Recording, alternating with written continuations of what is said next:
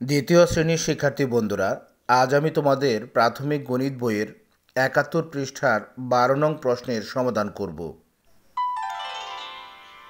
শিক্ষার্থী বন্ধুরা দেখো, প্রশ্ন ১২। সুজন ১,০০০ টাকা উপবৃত্তি পেল। সে তা থেকে ৩৫০ টাকা দিয়ে ড্রেস এবং ৪৭৫ টাকা দিয়ে স্কুলের ব্যাগ কিনল। তার নিকট কত টাকা রইল?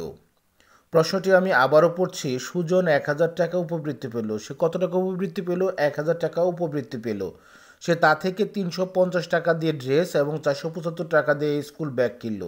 তার নিকট কত টাকা রইল? তো শিক্ষার্থী বন্ধুরা, প্রশ্নটি সমাধান করার জন্য প্রথমে আমাদের লিখতে হবে সুজন ড্রেস কিনল ৩৫০ টাকা, স্কুল ব্যাগ কিনল ৪৭৫ টাকার।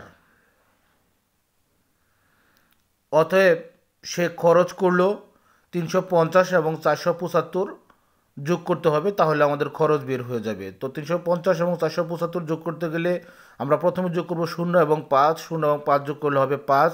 এরপর যোগ করব ৫ এবং ৭, ৫ এবং ৭ যোগ করলে হয় ১২, ১২-র ২ নামবে, হাতে থাকবে ১।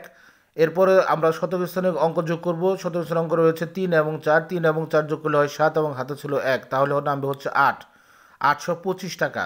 অর্থাৎ সুজনের মোট খরচ হলো কত টাকা? ৮২৫ টাকা। অর্থাৎ সে খরচ করলো ৮২৫ টাকা।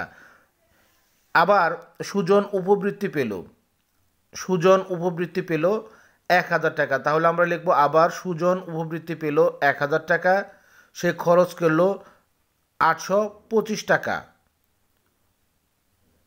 তার নিকট রইল ১,০০০ থেকে আমাদের ৮২৫ বিয়োগ করতে হবে। ১,০০০ থেকে ৮২৫ বিয়োগ করলে থাকে ১৭৫ টাকা। অতএব তার নিকট রইল ১৭৫ টাকা। উত্তর ১৭৫ টাকা। তো শিক্ষার্থী বন্ধুরা, আজ আর নয়, আবার কথা হবে পরবর্তী ক্লাসে। ধন্যবাদ।